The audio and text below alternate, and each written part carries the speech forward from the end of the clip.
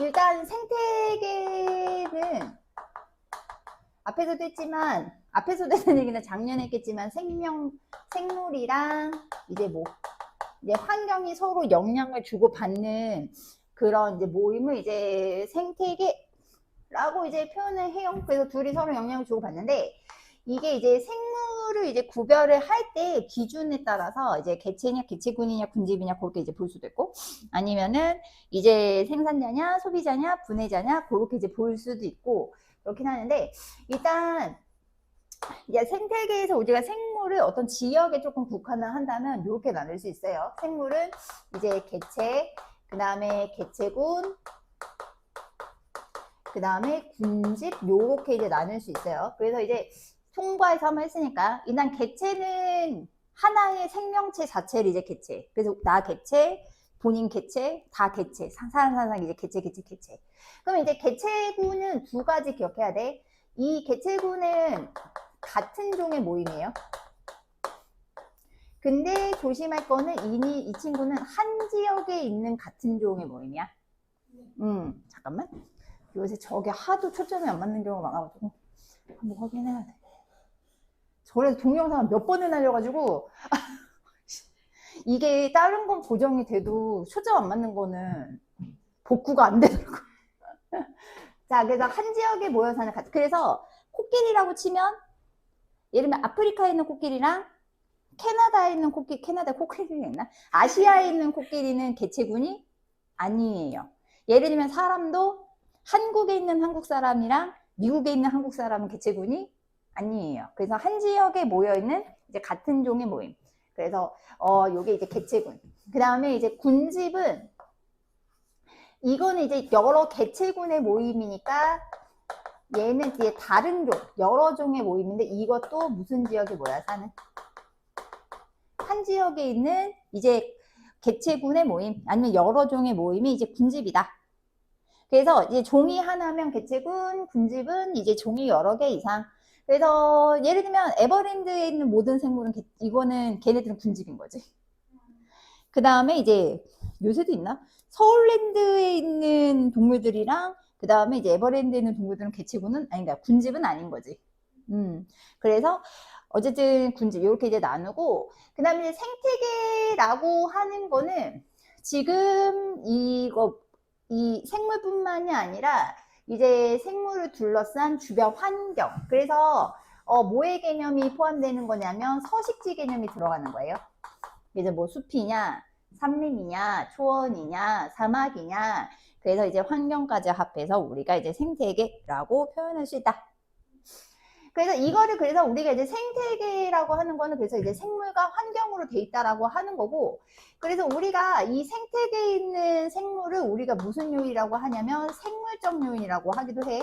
아니면 생물적 요인 다 이제 똑같은 표현이야. 그러니까 이 생태계 파트는 의미는 같은데 뭐라고 그러죠? 의미는 같은데 표현이 다를 수 있어요. 그래서 표현을 할 때 우리가 얘는 생물 요인 이라고 보면 이제 환경은 무슨 요인이라고 보시면 된다?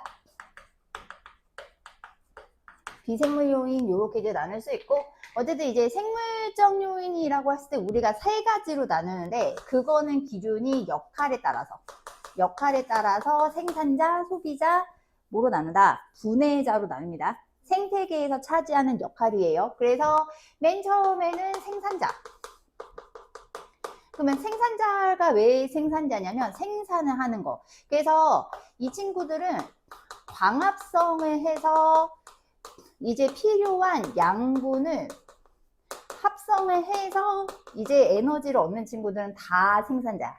그래서 이게 얘네들은 다른 생물이 없어도 먹고 사는 게 충분하기 때문에 뭐라고 표현하냐면 독립, 영양, 생물이라고 표현을 해요. 그래서 이제 생산자의 예를 들어라 라고 하면 일단은 식물 다 생산자고 그 다음에 예를 들면 세균이라고 해도 광합성을 하면 생산자야.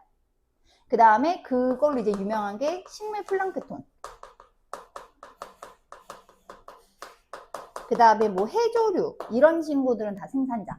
그래서 광합성을 해서 이제 이제 양분을 이제 합성하면 무조건 뭐라고 한다? 이제 생산자라고 하고, 광합성은 조금 오래간만이지? 자, 광합성은, 자, 일단은 무엇과 무엇을? 물과 이산화탄소를 이용해서 이제 뭐를 합성한다? 포도당을 합성을 하는데, 이 물과 이산화탄소 같은 애들 우리가 뭐라고 하냐면, 무기물. 그 다음에 이제 포도당, 탄수화물, 지방, 단백질은 생명체를 구성하는 탄수화물 뭐라고 한다? 유기물이라고 하고, 참고로 생산자는 에너지 전환도 시켜. 무슨 에너지를 바꿀까? 빛에너지를, 오케이, 빛에너지를 이제 유기물이 가지고 있는 무슨 에너지로? 화학 에너지로 전환시키는 역할도 해요. 그래서 생산자는 이제 양분을 합성하는 거는 다 이제 광합성을 하는 애는 다 생산자. 자, 그 다음에 두 번째는 누구? 두 번째는 이제 소비자. 소비자는 이제 말 그대로 소비를 하는 건데, 자, 다른 생물을 먹어서 뭐를 섭취하는 애들? 양분을 이제 얻는 친구들은 다 소비자예요. 생물을 먹습니다. 생물. 자, 그래서 소비자는 생산자가 없으면 살 수가 없기 때문에 얘는 무슨 생물이라고 하냐면 종속 영양 생물에 해당하고, 그 다음에 이 친구가 뭘 먹느냐에 따라서 1차 소비자냐, 그 2차 소비자냐, 뭐 3차 소비자냐, 요런 식으로 쭉쭉쭉 나누는데, 그럼 1차 소비자는 뭘 먹는 친구들일까? 1차 소비자는 생산자를 먹는 친구들이에요. 그러면 2차 소비자는 1차 소비자를 먹는 친구들이고, 3차 소비자는 2차 소비자. 그래서 얘네들은 1차 소비자는 다 우리가 묶었을 때 뭐라고 묶게? 초식동물로 묶어. 그 다음에 2차 소비자나 3차 소비자들은 다 무슨 동물이 되는 거게? 육식동물이 되는 거야. 그래서 근데 여기서 이제 조심할 거는 이건 고정되어 있는 게 아니야. 이걸 뭐 먹는다 이걸로 나누는 건 약간 인위적인 거야. 그러니까 무슨 뜻이냐면 우리 몇 차 소비자야? 그치. 그게 정답. 그러니까 정의를 하려면 만약에 선생님이 밥을 먹었어 1차 소비자, 내가 치킨을 먹었어 2차 소비자, 내가 참치를 먹었어 최종 소비자, 이렇게 되는 거지. 이거는 고정된 거는 아니다. 자, 그 다음에 세 번째는 이제 분해자. 자, 분해자는 생물을 먹는 게 아니라 사체나 배설물을 분해를 해서 이제 양분을 얻는 친구들을 다 분해자라고 하고, 그럼 이 친구들도 스스로 양분은 합성을 할 수 없기 때문에 무슨 생물이 되냐면 종속 영양 생물이 돼요. 얘도 이제 종속 영양 생물이 되고, 얘네들은 생태계에서 엄청나게 큰 역할을 하는 게, 우리가 이제 생명체를 이루는 친구들을 유기물이라고 하는데, 이 유기물을 무기물로 바꿔서 다시 어디로 돌려주는 역할을 하냐면 환경으로 돌려주는 역할을 하기 때문에 생태계 유지에 굉장히 중요한 역할을 한다. 그래서 분해자는 꼭 외워야 돼. 분해자는 세 가지 꼭 외워야 돼. 그래서 얘는 세균. 조심할 거는 세균 생물이야. 그 다음에 버섯, 곰팡이. 얘네들 분해자. 그래서 버섯이나 곰팡이는 뭔다고 쳐도 버섯은 살아있는 나무 밑에 있어, 죽어있는 나무 밑에 있어. 그렇지. 그래서 사체나 배설물을 이제 분해를 해서 다시 이제 환경으로 돌려보내는 역할을 이제 해주기 때문에 엄청 중요하다. 그래서 생태계에서 역할에 따라서 생산자, 소비자, 이제 분해자. 그렇게 이제 나누는 거예요.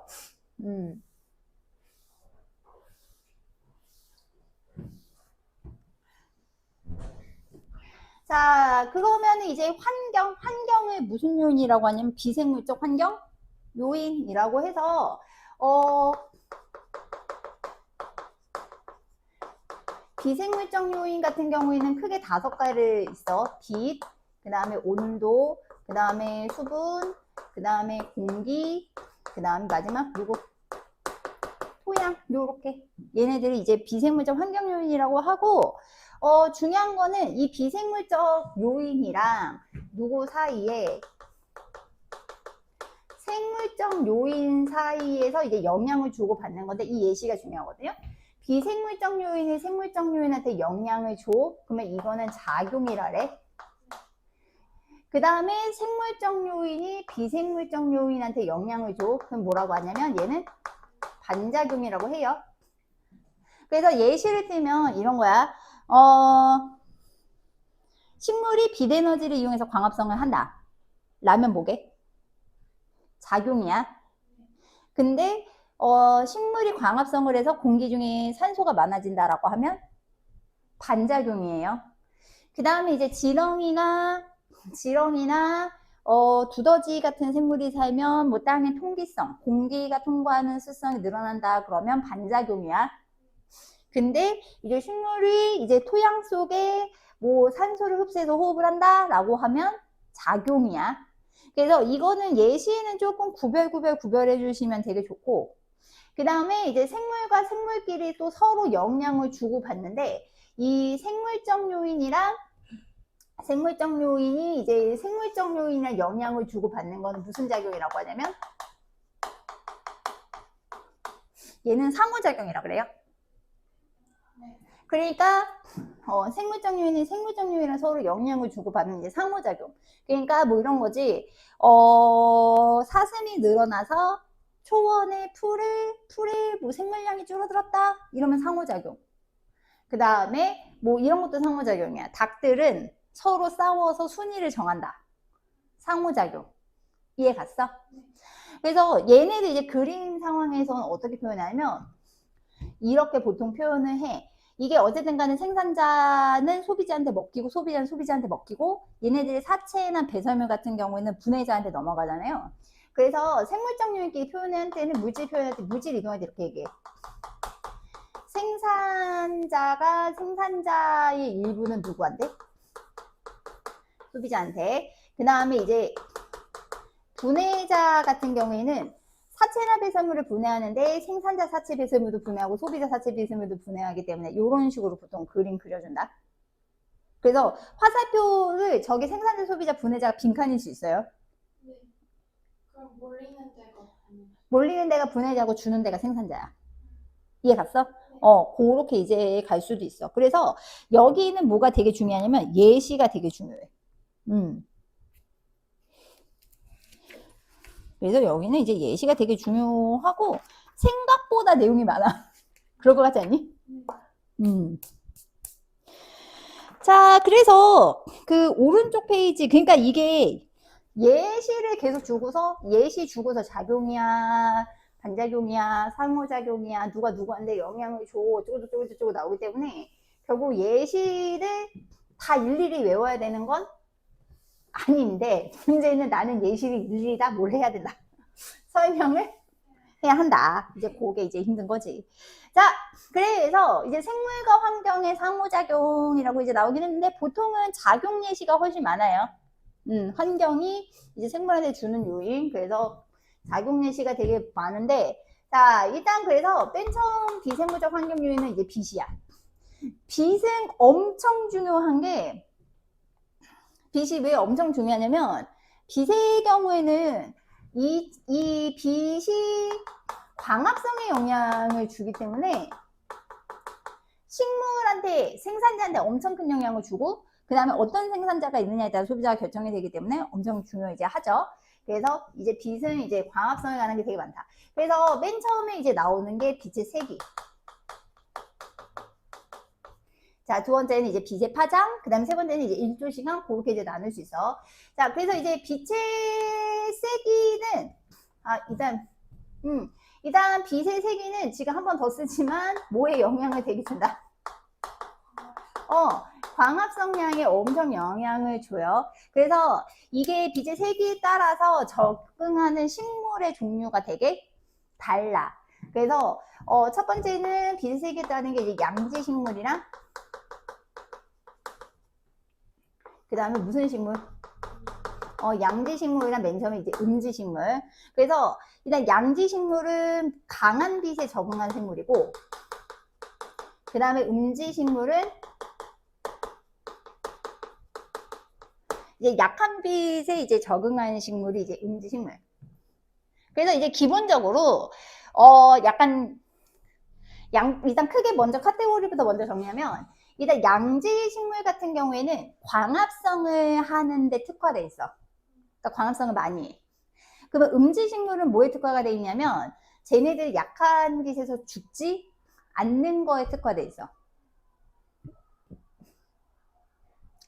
자, 그래서 양지 식물 같은 경우에는 일단은 설명 한 번은 더 하겠지만, 이 친구들은 광포화점이랑 그 다음에 보상점이 높아. 자, 이거 처음 듣는 용어지? 광포화점, 일단 보상점이 커. 설명 이따 뒤에 할게. 그 다음 음지식물은 광포화점이랑 보상점이 낮아. 그래서 광포화점이랑 보상점이 높으면 광합성을 많이 해요. 그 다음에 광포화점이랑 보상점이 낮으면 약한 빛에서 안 죽어요. 일단 기본적으로 그 개념으로 일단 알고 가시고, 그 다음에 잎을 봤을 때 양지 식물들은 빛이 강하기 때문에 잎이 굳이 얇지 않아도 괜찮아. 이해 갔어? 그래서 양지 식물들은 보통 이파리를 볼 때 이제 잎의 두께가 크고 이제 넓이가 좀 어떨까? 넓이가 좀 좁아. 근데 이제 음지 식물들은 빛을 최대한 많이 받으려고 하기 때문에 두께가 되게 어떨까? 두께가 좁고 그 다음에 넓이가 되게 어떻게 될까? 넓어. 그러니까 빛의 그러니까 잎의 두께가 좁은 이유는 두께가 너무 넓으면 빛이 투과를 못하기 때문이고요. 넓은 거는 아무래도 어떤 거게? 빛을 최대한 많이 받으려고 이제 하는 거예요. 자, 그러면 이제 광파점, 보산점 요거를 하기 전에, 광합성에서 한번 생각해보자. 우리가 광합성은 언제 하지? 빛이 있을 때 해요. 그럼 광합성 할 때는 이산화탄소를 흡수하고 산소를 방출을 해요. 근데 문제는 광합성을 하든 안 하든 세포 호흡을 해야 에너지를 얻을 수 있기 때문에 세포 호흡은 언제 하지? 항상 해. 그러면 이제 세포 호흡할 때는 이제 이산화탄소를 방출하고 산소를 흡수한단 말이야. 그러면 이산화탄소를 많이 흡수하면 흡수할수록 광합성을 많이 한다가 되는 건데, 문제는 빛이 강해졌을 때 강하면 광합성량이 무슨 양보다 훨씬 많겠어? 호흡량보다 많겠지. 근데 이제 빛이 너무 약하면 호흡량보다 광합성량이 훨씬 적겠지. 그래서 이렇게 해석할 수 있는 거예요. 그래서 만약에 이제 빛이 없어. 그러면 이 경우에는 전체적으로 봤을 때 뭐를 흡수하고 산소를 흡수하고 뭐를 방출? 이산화탄소를 방출하는 거야. 이유는 호흡을 더 많이 하니까. 자, 그러면 빛이 이제 그러면 약한 빛에서는 어떻게 될까? 이제 점점 빛이 했는데 빛이 약해져. 그러면 어느 순간 광합성량이랑 호흡량이 같을 때가 있거든? 그럼 이때는 어떻게 되게? 흡수하는 양이랑 방출하는 양이 똑같아지고 방출한 양이랑 흡수하는 양이랑 똑같아져. 이산화탄소, 산소. 그러면 이 경우에는 외관상 겉으로 봤을 때 뭐에 출입이 없다. 이제 기체가 출입이 없는데 이때의 빛의 세기를 우리가 뭐라고 하냐면 보상점이라고 하는 거야. 이해 가셨어요? 그러니까 광합성, 그래서 보상점이라고 하는 거는 보상점은 정확하게 말하면 이제 광합성량이랑 호흡량이랑 같을 때에 이제 빛의 세기를 이제 보상점이라고 해요. 그러면 식물이 이제 이 정도의 빛만 받으면 그 사람으로 쳤을 때는 번 돈 다 쓴다고 생각하면 돼. 그러니까 재산에 불릴 수가 없죠. 오케이? 근데 만약에 보상점보다 빛의 세기가 약해지면 어떻게 되게? 그 상태로 유지가 되면 번 돈보다 지출한 돈이 더 많은 거야. 그러면은 죽겠잖아. 결국은 못 사 먹고 막 이러잖아. 이렇게 되면 식물이 이제 죽는 거지. 이해 가세요? 그러면 만약에 강한 빛에서는 어떻게 될까? 강한 빛에서는 광합성을 호흡보다 더 많이 하거든요. 많이 하기 때문에 이 경우에는 외관상 오히려 이산화탄소를 방출하고 뭘 흡수할까? 이산화탄소를 흡수하겠지. 이런 상황이 벌어져. 근데 무한정 많이 할 수 있는 건 아니라는 거예요. 그래서 우리가 이 친구가 광합성을 많이 했느냐 많이 못했느냐는 첫 번째는 합성된 포도당 양을 비교를 하면 되고, 두 번째는 들어간 이산화탄소의 흡수량이랑 방출량을 비교하면 되거든. 그래서 이 파트 왜 싫어하는지 알겠지? 여기가 막상 한번 설명하고 나면 별게 없거든? 근데 뭐 일단 기본적으로 설명이 좀 많아. 자, 그래서 그래프가 이제 가로축을 빛의 세기로 두고 세로축을 이산화탄소량으로 두는데 지금 0을 기준으로 해서 이때가 방출, 그 다음에 이때가 뭐가 될까? 흡수가 되겠지? 아니야, 거꾸로 갈게. 여기가 방출, 마이너스 값이 방출, 이때가 흡수. 자, 그럼 빛의 세기가 얼마라고 치고, 제로면 세포원만 해. 그럼 방출만 하겠지? 됐어? 근데 이제 빛이 점점 세지면 어떻게 될까? 어느 순간 흡수량이랑 방출량이 없는 빛의 세기가 나타나지. 이때가 무슨 점? 요게 보상점인 거야. 됐어? 그래서 보상점은 광합성량, 호흡량이 같을 때. 그러면 이거보다 빛이 더 세지면 광합성을 더 많이 하기 때문에 흡수한 이산화탄소가 점점 많아지거든요.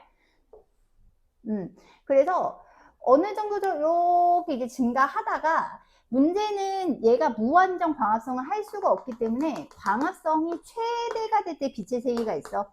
걔를 뭐라고 하느냐? 광파점이라래. 그래서 광파점은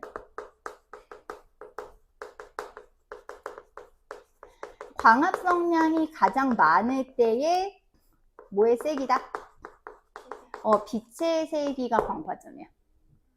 그래서 여기 한 개를 지나면 어떻게 되게? 요렇게 일정해져. 잘 알겠어요? 자, 그래서 지금 선생님이 그린 그래프가 양지식물이라고 보시면 돼요. 그래서 양지식물은 그래서 기본적으로 이제 보상점이랑 광파점이 높아요. 그 음지식물은 선생님이 어떻게 그릴 수 있냐면 이렇게 그릴 수 있어. 음지식물은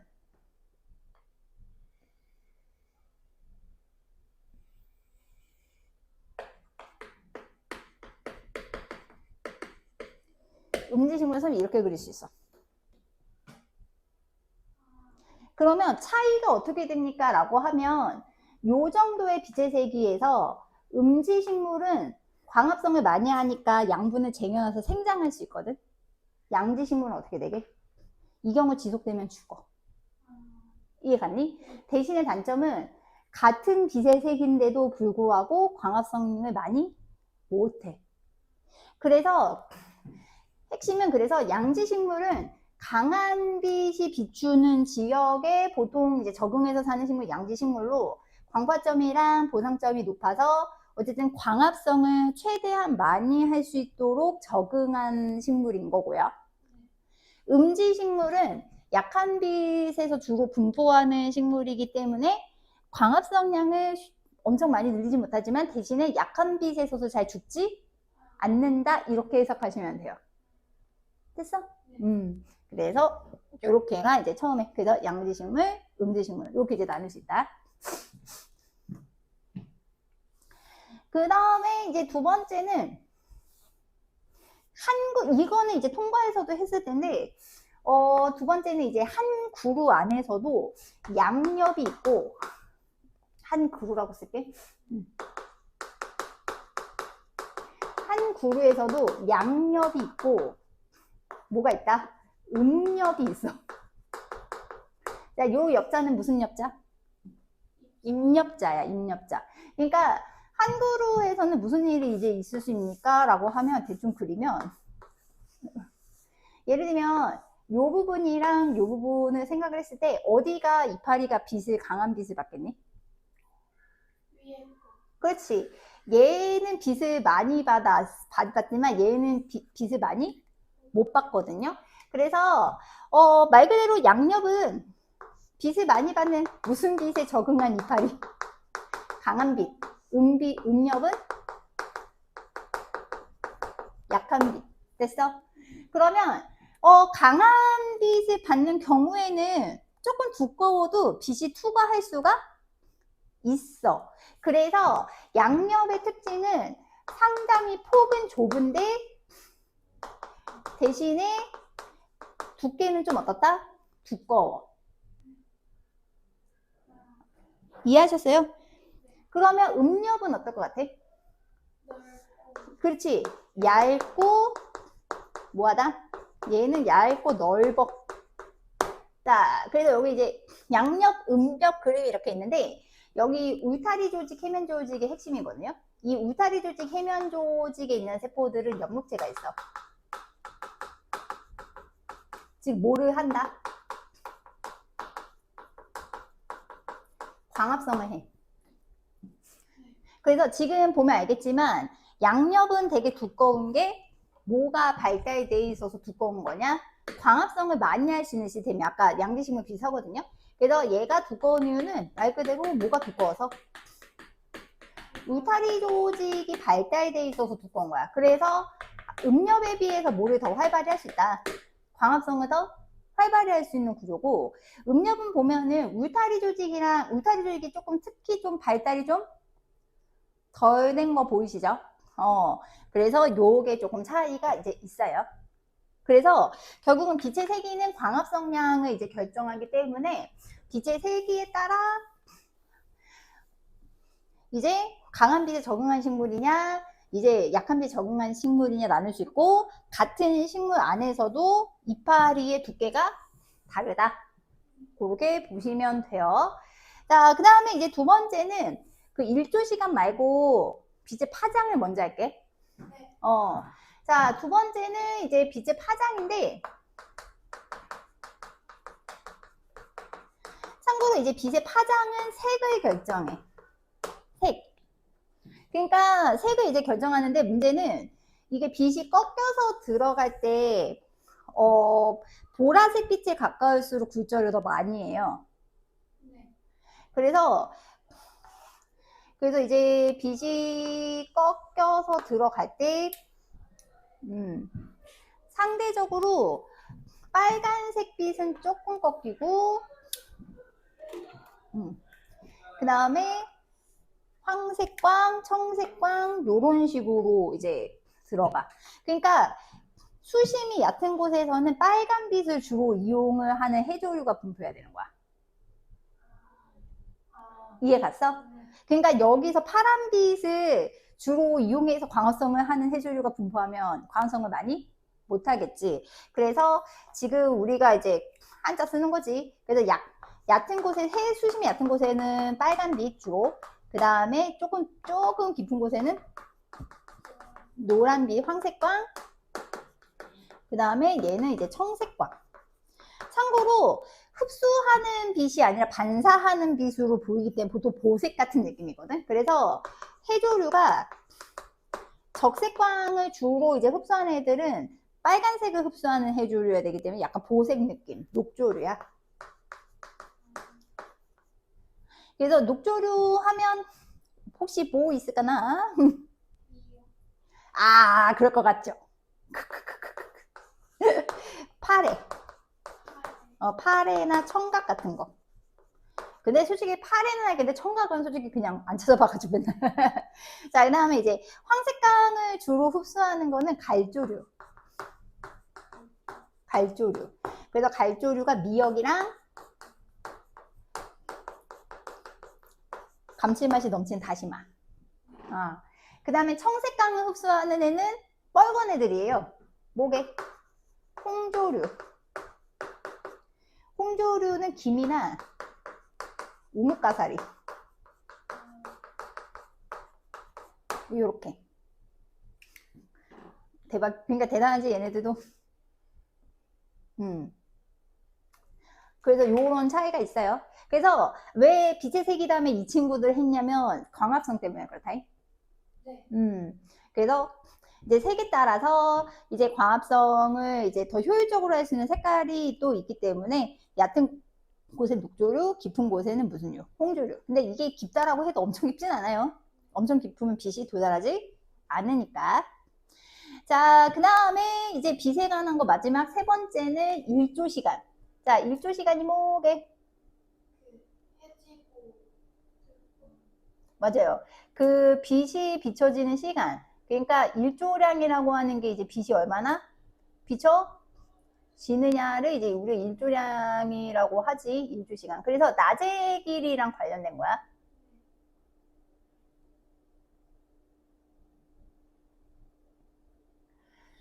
그쵸.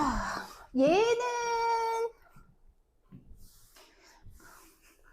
요 근래 그 학평에서는 그닥 본 적은 없지만 내신이니까. 자, 그래서 일조 시간은 그래서 이제 낮의 길이와 관련된 거를 이제 일조 시간인데 해가 비치는 시기. 이거는 주로 뭐에 주냐면 이거는 호르몬에 영향을 줘요. 그러니까 이제 생식에 관련된 호르몬에 영향을 주기 때문에 얘는 이제 생식 주기나 혹은 개화. 개화가 왜요? 라고 하는데 꽃이 펴야 자손을 남기는 거거든. 그래서 얘는 그 성호르몬 분비에 영향을 준다고 해. 이해 갔어?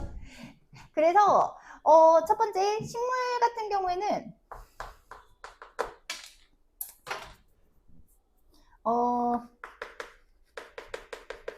이제 식물의 이제 개화 시기에 따라서 두 가지로 이제 나눌 수 있는데 장일 식물 있고 뭐가 있냐면 단일 식물이 있어요. 그러면 장일이 무슨 뜻일까? 길게 낮이 긴 거야. 단일은 짧게 낮이 짧은 거야.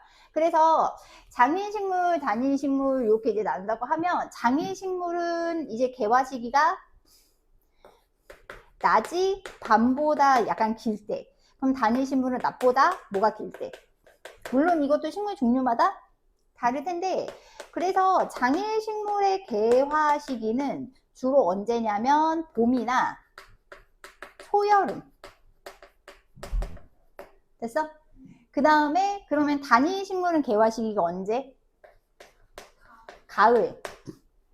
그러면 지금 꽃 피는 애들은 장일 식물이게 단일 식물이게? 하는 지금 애들은 다 단일 식물이야. 그래서 장일 식물은 굳이 외우지 않아도 괜찮아. 왜냐면 대부분 꽃들은 다 봄에 펴. 뭐 장미, 벚꽃, 개나리, 목련, 진달래 뭐 등등등등등등 거의 다 장식물이기 때문에 되는데 그럼 단위식물이 기억해두면 낫겠죠? 예를 들면은 가장 대표적인 게 국화 그 다음에 코스모스 코스모스는 이제 지금 샥 피는 시기거지 그래서 지금 거기도 국화 나와있지 됐어? 그래서 그게 차이가 있는데 약간 이제 문제 풀 때 조금 조심할 게 실은 아까 선생님이 낮의 길이를 이제 보통 이제 얘기했지만 실은 얘네들이 꼽히는 거는 밤 길이가 더 중요해. 밤길 밤 길이가 더 중요해요. 이게 그래서 한계암기라고 그래가지고 한계암기 혹은 뭐 임계시간 이렇게 나오기도 하거든. 요건 이제 연속된 이제 밤의 길이를 한계암기라고 하는데 그 여기 위에 그림 볼게. 지금 보시면 얘가 붓꽃인 것 같아요. 지금 붓꽃은 보니까 지금 어떤 일정한 시간이 있었을 때 얘는 낮이 길 때는 꽃이 피는데 밤이 길 땐 꽃 안 피는 거 보이지? 네. 그 다음에 오른쪽 게 국화인 것 같은데 지금 보면은 국화 같은 경우에는 밤이 짧을 때는 개화를 안 하는데 밤이 길어지니까 개화하지. 장미식물 단위별 이렇게 나누는데 문제는 이 국화 친구 같은 경우에 여기 이제 밤이 긴 상황에서 중간에 한번 빛을 비춰주잖아. 중간에 한번 이렇게 빛을 이렇게 비춰주면 얘는 밤 길이가 짧은 게 그냥 두 번 있다고 생각해. 그래서 꽃이 안 펴.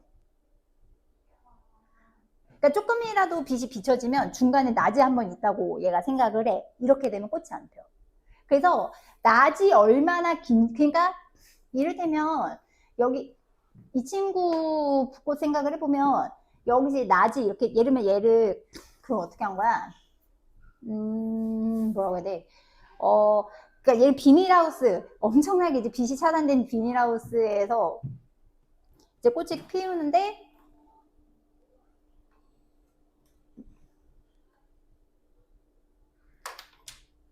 하는데 여기 중간에 빛을 완전히 차단을 했어. 그럼에도 꽃 펴. 밤이 짧으니까. 차단이 돼서 중간에 얘가 밤인가? 약간 이렇게 인식을 해도 밤 길이가 짧으니까 꽃 펴. 그래서 이게 그 장인식물, 단인식물 비교할 때는 낮 길이는 중요하지 않아. 밤이 얼마나 기냐 짧냐. 그러니까 장일식물은 원래 정확한 개념으로 하면 낮이 길 때 꽃피다 틀린 건 아닌데 밤이 짧을 때 꽃피는 친구인 거고. 이해 가셨어요? 그 다음에 장일식물은 거꾸로 뭐가 짧을 때? 낮이 짧을 때인데 정확하게 말하면 밤이 얼마나 기냐가 핵심이야. 이거 문제 하나만 보고 갈게. 149쪽에 485번 잠깐 볼게. 그래서 지금 비딥슨 기간이랑 비덥슨 기간인데 문제를 읽어야지. A랑 B에다가 B 조건을 다르게 해서 했는데 하나는 장일식물이고 하나는 뭐 중에 하나다. 이제 단일식물 중에 하나다. 그렇게 이제 나왔는데 자 지금 보세요. 자 지금 A는 기역 조건에서 뭐가 폈어? 꽃이 폈지. 그러면 A는 무조건 장일이야. 왜? 뭐가 기니까? 낮이 기니까 꽃이 폈거든. 그래서 지금 A는 그래서 장일식물이 맞는데 되게 신기한 건 두 번째 니은에서도 뭐가 폈어? 꽃이 폈지. 선생님 낮이 짧은데 꽃이 폈는데요? 그게 아니라 아까 핵심은 무슨 길이가 더 중요하다고? 밤 길이가 연속된 밤 길이가 중요하다고 했잖아. 그러니까 여기서 이 정도 길이면 연속 밤 길이가 이 정도면 얘는 꽃이 피는 거야. 그래서 중간에 빛을 비쳤더니 얘는 그냥 밤이 되게 짧은 게 이틀 있었나 보다 이렇게 인지하는 거지. 그래서 꽃이 피는 거야. 이해 갔어? 그러면은 지금 디귿리음은 B가 되니까 그리고 B에서 일단은 얘랑 디귿이랑 이 친구는 애매하니까 뭐를 보는 게 좋음? 얘부터 먼저 봐야겠지. 얘. 그러니까 리을 먼저 보면은 밤이 기네. 무슨 식물은 무조건 맞다. 단일 식물이다. 근데 지금 웃긴 건 디귿에서 꽃 폈어 안 폈어? 꽃 안 핀 거 보이지? 밤이 저렇게 긴데? 왜냐면 중간에 요 빛을 비춰주면 얘는 요게 하룻밤, 요게 하룻밤 이렇게 인지하는 거지. 밤이 짧네? 이렇게 인지한 거야. 그러니까 선생님이 뭐 조심하라고 하는 건지 알겠지? 그래서 낮 길이보다는 무슨 길이를 잘 보셔라? 밤 길이를 잘 봐야 돼. 그러면 이제 문제에서 미음에서는 꽃이 필까 안 필까? 펴요. 왜냐면 어쨌든 연속된 밤 길이가 이만큼 이상이 되면 되거든? 근데 어쨌든 확보가 됐지? 그래서 얘는 뭐가 핀다? 꽃이 핀다.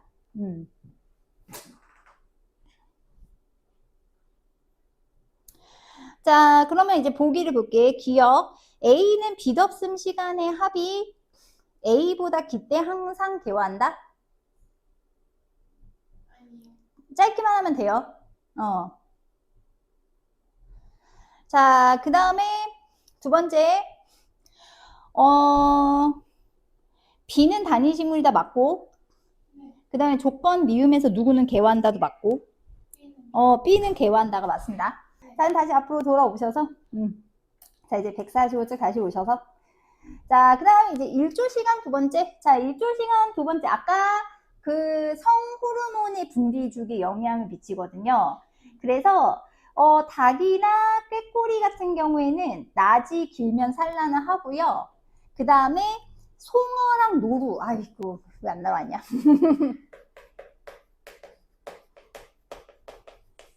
자, 일조시간 동물의 경우 동물의 생식주기 아까도 얘기했지만 모의 분비에 따라서 성호르몬 분비에 이제 생식주기 이렇게 되는데 지금 거기 누구랑 누구 같은 경우에는 닭이나 꾀꼬리는 언제 산란? 낮이 뭐보다 길 때? 밤보다 길 때. 생식을 하고 송어나 노루는 없으니까 써나 이 친구는 낮보다 뭐가 길 때? 밤보다 이제 길 때. 그냥 이게 근데 이게 솔직히 시간은 동물마다 달라.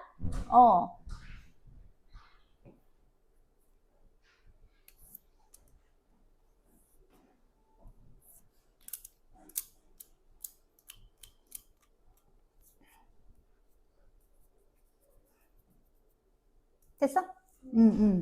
그래서 결국은 이제 빛 같은 경우에는 이제 광합성의 영향을 이제 받기 때문에 네, 이런 식으로 달라지는 효과가 있다. 상호작용은 마무리하고 쉴게. 훨씬 겁나 많네. 자, 그 다음에 두 번째는 온도. 자, 온도는 살짝 써두면 온도는 중요한 게 효소에 영향을 주지. 그러니까 효소가 이제 물질대사를 하는데 효소가 이제 물질대사를 어떻게 하느냐에 따라서 달라지는 거기 때문에 왜냐면 물질대사가 가장 잘 일어나는 온도가 한 37도잖아요. 효소는 단백질이라서 열에 약하기 때문에 온도가 낮을 때는 이제 입자 운동이 좀 덜하니까 물질대사 덜하겠지만 온도가 너무 높아지게 되면 효소를 구성하는 단백질이 변성이 되기 때문에 물질대사가 일어나지 않는다. 그래서 이제 차이가 이제 있어요. 그래서 온도는 이제 영향을 준다. 그래서 온도에 관한 거 첫 번째 동물 먼저 가면 자, 일단 동물 같은 경우에는 첫 번째가 겨울잠이 나와 있어. 자, 겨울잠인데 우리가 이제 동물이 두 종류가 있어요. 그래서 변온동물이랑 이제 정온동물이 있는데 요새 정온동물 같은 경우에는 항온동물이라고 표현을 하기도 하고 어쨌든 그래서 체온의 변화는 체온을 조절을 하는 친구가 정온동물. 그 다음에 체온이 주변 환경이랑 똑같은 친구가 이제 변온동물. 그러면 문제는 겨울에 뱀이 먼저 얼어 죽겠어? 사람이 먼저 얼어 죽겠어? 뱀이 먼저 얼어 죽지. 그래서 변온동물 같은 경우에는 체온이 주변이랑 똑같기 때문에 겨울에 잘못하면 얼어 죽어. 그래서 변온동물 같은 경우에는 체온 유지가 안 되기 때문에 그 변온동물 중에서 뱀이나 어떤 친구들 개구리 같은 친구들은 겨울잠을 자요. 혹시라도 잊어버리면 된다. 자, 그 다음에 이제 항온동물 이제 무슨 동물? 이제 정온동물 같은 경우에는 얘네들 같은 경우는 체온 유지는 할 수는 있는데 문제는 겨울이 되면 뭐가 없게? 먹이가 없어. 그래서 혹시 곰 알지? 곰이라던가 다람쥐 이런 애들 같은 경우는 겨울에 먹이가 없어서 겨울잠을 잡니다.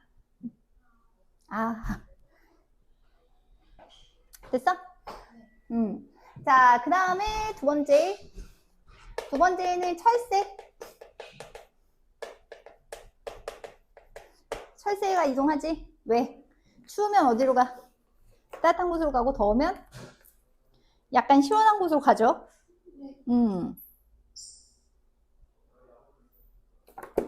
등등등등등등등등등등등등등이고 자, 그 다음에 세 번째는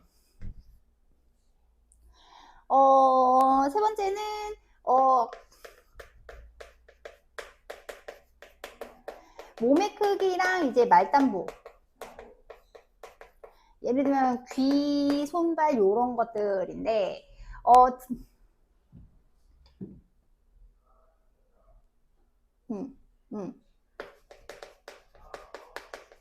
자, 저위도, 중위도, 무슨 위도? 어디가 상대적으로 춥지? 고위도가 상대적으로 춥거든? 참고로 그래서 저위도에 보통 이제 서식한 애들은 몸의 크기가 대체적으로 뭐하다? 작고요. 고위도에 사는 애들은 몸의 크기가 상당히 커. 그 다음에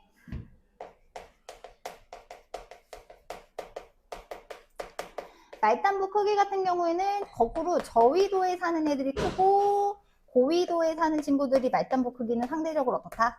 작아. 그래서 그 예시로 나와 있는 게 사막여우랑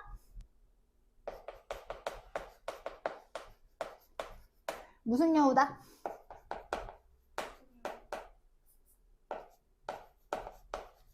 북극여우가 차이가 있는데 사막여우는 보면 뭐가 되게 커? 귀가 되게 크지.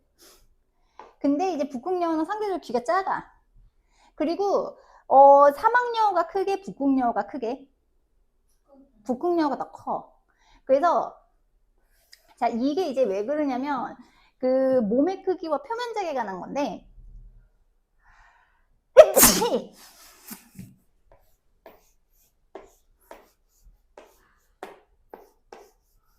착한 사람 눈에는 이거 정육면체로 보여야 돼.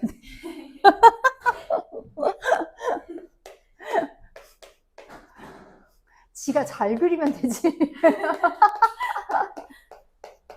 자, 요렇게 가면 자, 얘는 지금 표면적이 얼마게? 아니요, 표면적이니까 4가 6개 있으니까 24야. 얘는 표면적이 6이야. 부피는 얘는 8이고 얘는 1이야. 그럼 단위 부피당 표면적은?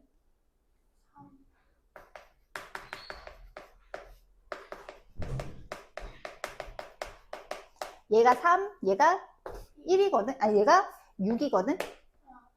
그러니까 이게 몸의 크기가 작을수록 단위 부피당 표면적이 넓기 때문에 열이 잘 날아가. 이해 갔어? 그 다음에 말단부 같은 경우에는 이게 말단부 같은 경우에는 여기에 지금 혈액이 돌면 열방출혈이 늘어요. 근데 문제는 여우들이 개들이 고양이들이 땀 흘리는 거 본 적 있어? 땀을 흘리지 않아. 그래서 결국은 몸의 크기가 작으면 그러니까 여기서 이제 말단부 크기가 크고 몸의 크기가 작으면 작을수록 뭐가 많아지게? 열방출량이 어떻게 되게? 많아져. 그러니까 뭐에 유리하다? 체온 유지에 유리하지. 그래서 그 몸의 크기가 작은 거는 여기 있지. 그래서 이게 크기가 작을수록 단위 부피가 뭐가 넓어지기 때문에 표면적이 넓어지기 때문에 열 방출량이 들어.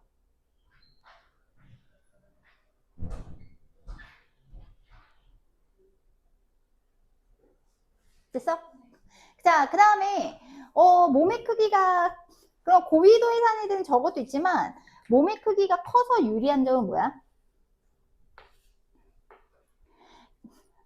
뭐가 많이 쌓여 있을까? 피하지방이 많겠지. 됐어? 그리고 상대적으로 그 고위도에 사는 애들 같은 경우에는 뭐도 많다. 털이 많지.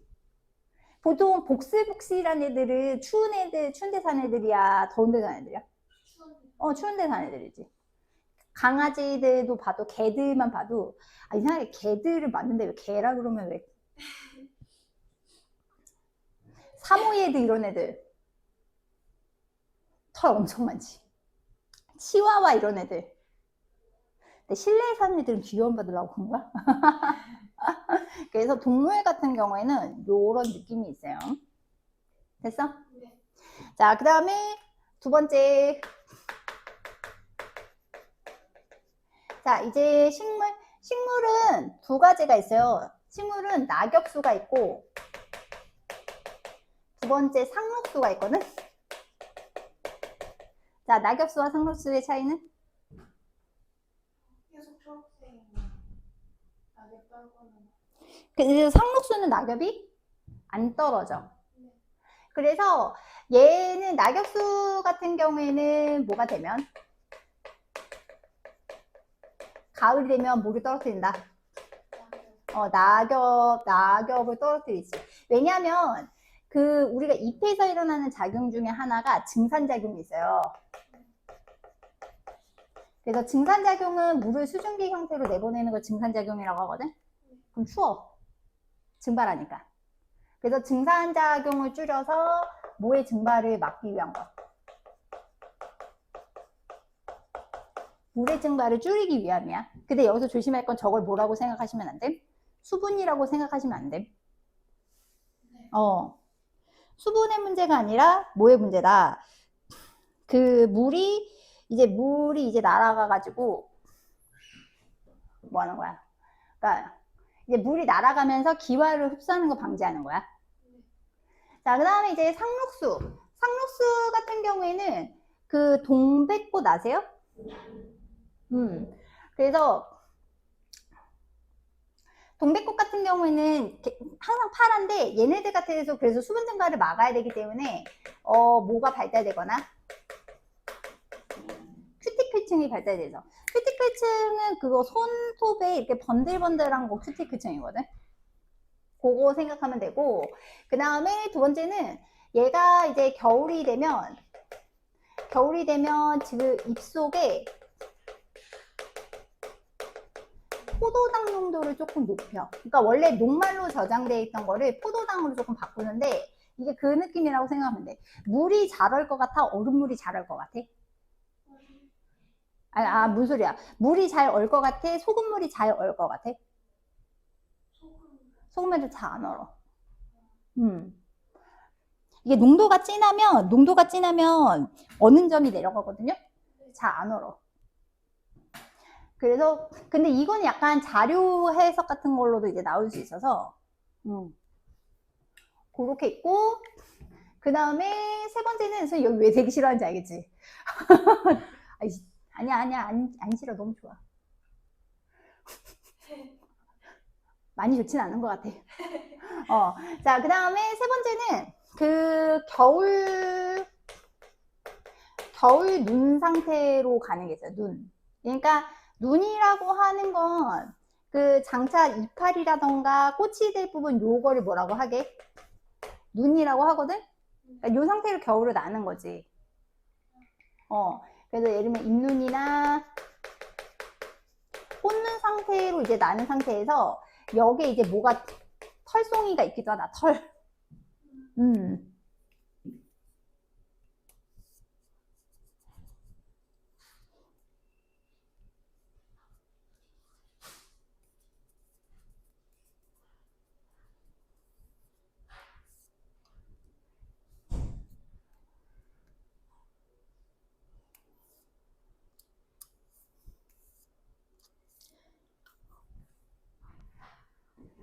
됐니?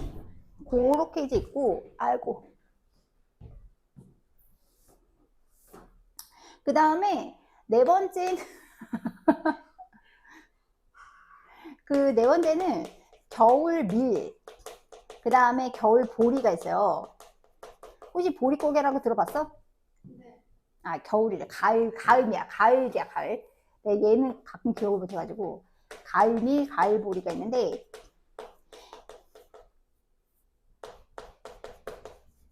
이 친구들은 가을에 심어서 싹이 튼 상태에서 겨울을 지나야 봄에 꽃이 핀대. 그래야 열매를 맺어. 그러니까 이 친구들은 추운 거를 지나야 꽃이 펴. 심는 걸 가을. 그치. 가을에 심어서 싹이 튼 상태로 이제 조금 근데 얼어 죽을 수 있으니까 그래서 얘네 겨울에 한번 밟아줄걸?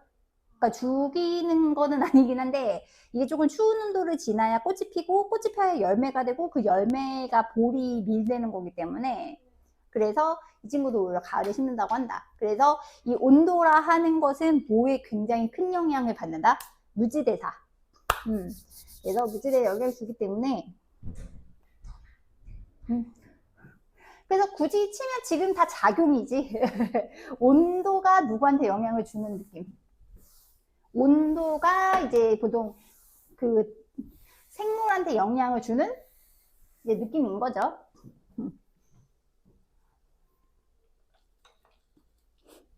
그쵸.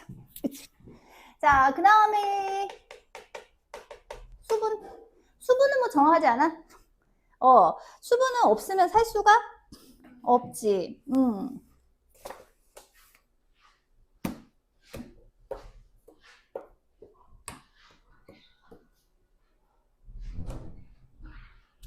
자, 수분 같은 경우에는 없으면 이제 살 수가 이제 없는 상황인데, 그래서 이제 특히 육상 생물 같은 경우에는 수분을 얼마나 보호하느냐가 굉장히 관건이죠. 그래서 이제 동물의 경우 수분을 이제 보호하기 위한 게 일단은 그 곤충의 이제 껍데기는 키틴질. 그래서 그 빠직 소리 나는 게 껍데기 때문이잖아. 그래서 뭐를 막는 거냐면 수분 증발을 막는 거예요.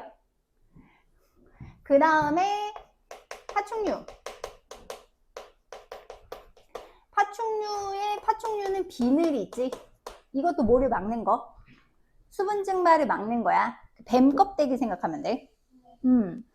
요거는 이제 뱀 껍데기 생각하면 되고 어떻게 동물이 하나도 안 적혀있냐? 자, 그 다음에 조류. 그 다음에 파충류의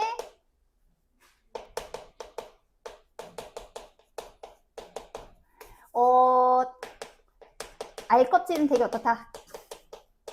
단단하지. 왜? 수분 증발을 막으려고. 양서류는 알을 물에다 놔니까 괜찮아요. 어류도 알 어디다 놔? 물에다 놨지. 참고로 포유류는 알을 안 놔요.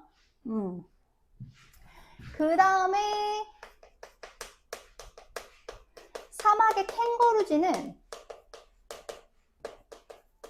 오줌을 싸는데 굉장히 진하고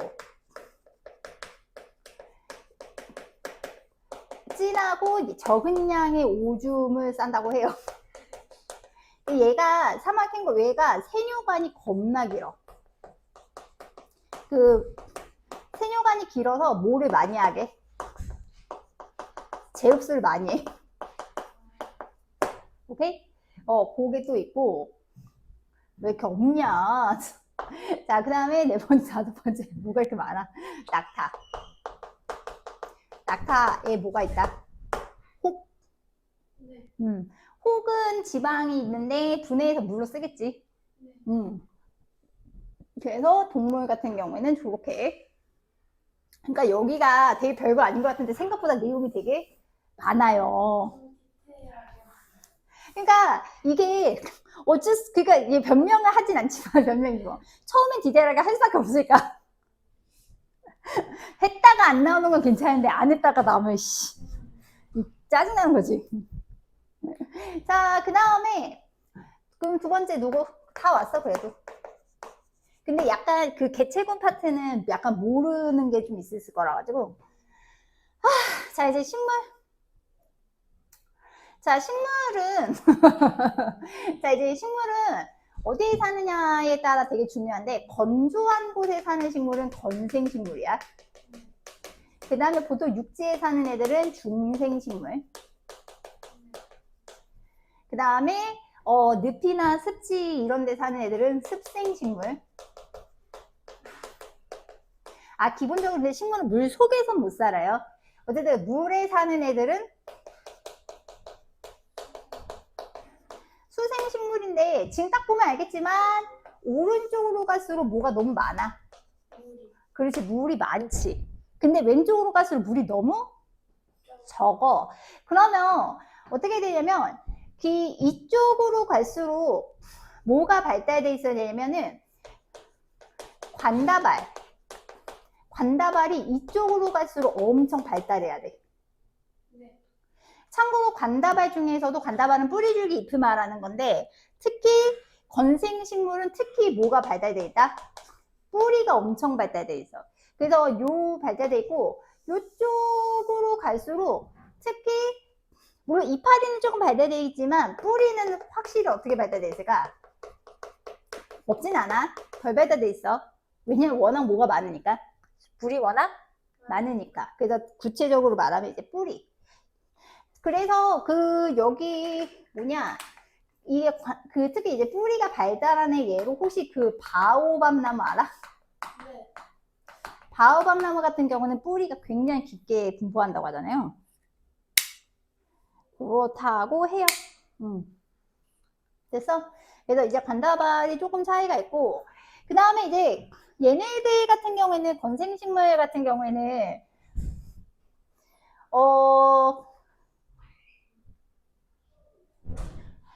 얘네들 같은 경우에는 그래서 줄기에 저수 조직이 발달돼 있어. 자, 저수니까 뭐 말하는 거게? 저장. 물 저장을 해. 그래서 저수 조직으로 유명한 게 혹시 뭔지 기억하니? 뭔지 기억해? 사막에 갔는데 물이 없으면 얘를 잘라라. 선인장이나 그 다음에 알로에 같은 거. 알로에 자르면 어때? 그치? 그 다음에 수생식물 같은 경우에는 돼지는 뭐가 발달되어 있냐면 통기 조직이 발달되어 있어. 그래서 구멍 뿜뿜. 한국어를 해야지 뭐한 소리야. 그래서 왜냐면 얘네들 물이 너무 많으니까 잘 안 내보내주면 썩어.